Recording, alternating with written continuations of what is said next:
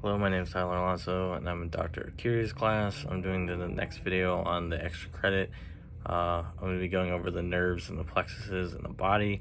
So first off, what we have is going to be, well, there's four main ones. The first is going to be the cervical plexus. Cervical plexus is going to be like the top part of the spinal cord, like top half. I think it's C1 through C4. But the main it's called the cervical plexus, and then the main nerve that it has is going to be the phonetic nerve, which is what serves the diaphragm for breathing. But also what the cervical plexus does is it will serve the skin of the head and the neck, and certain neck muscles in that area. And then going down from around here to the bottom half of the neck, and I think the first part of the thoracic bone, so C4 through T1, or C5 through T1. That would be the brachial plexus that will take over. Well, it has many nerves. So the first one will be the axillary nerve. So the axillary nerve will control the deltoid and the teres minor back here and the skin around that region. And then I think the next nerve is the musculaneous nerve. So basically what that does, it will do the interior arm muscles. So it will flex your biceps, stuff like that, and the skin and the lateral part of your forearm, so here. And then you'll have the radial nerve. So with the radial nerve, it will go it'll extend across the forearm and hand, and then it will also provide nerve impulses for the skin inside the lateral hand, so around here. And then you have the ulnar nerve, which is the intrinsic muscles of the hand, so the inside, and then the skin over that area. And then you have the medium nerve, which is mostly known for carpal tunnel and stuff like that, which also goes down the forearm, but then it goes into the wrist, and then due to the inflammation will be where carpal tunnel comes from. But it also the median nerve and the ulnar nerve kind of share different parts of the muscles that will intrinsically move the hand and the forearm and the skin around the area. Right, then up next will be the lumbar plexuses. So the lumbar plexus will be around here, not all the way down here. That'll be the sacral, which will be next, but lumbar is probably around right here.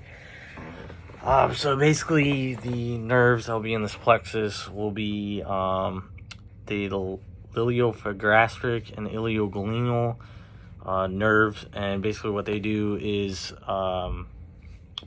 they'll be the nerves that will provide sensory information and movement and stuff for the transverse abdominis and the internal oblique muscles, and sensory information to the pelvic area.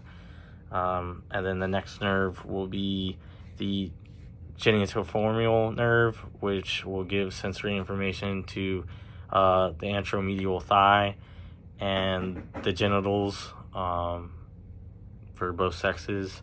And also is controlling of the cremaster muscle.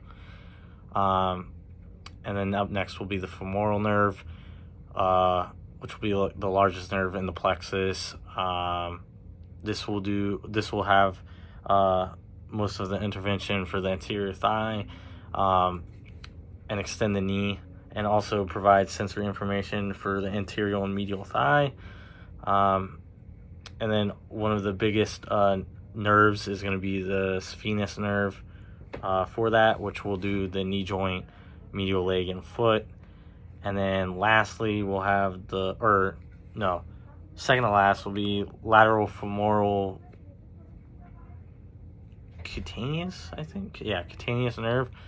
It runs that same nerve, the cutaneous nerve, lateral femoral cutaneous nerve, and it provides sensory information to the skin and the anterior lateral thigh.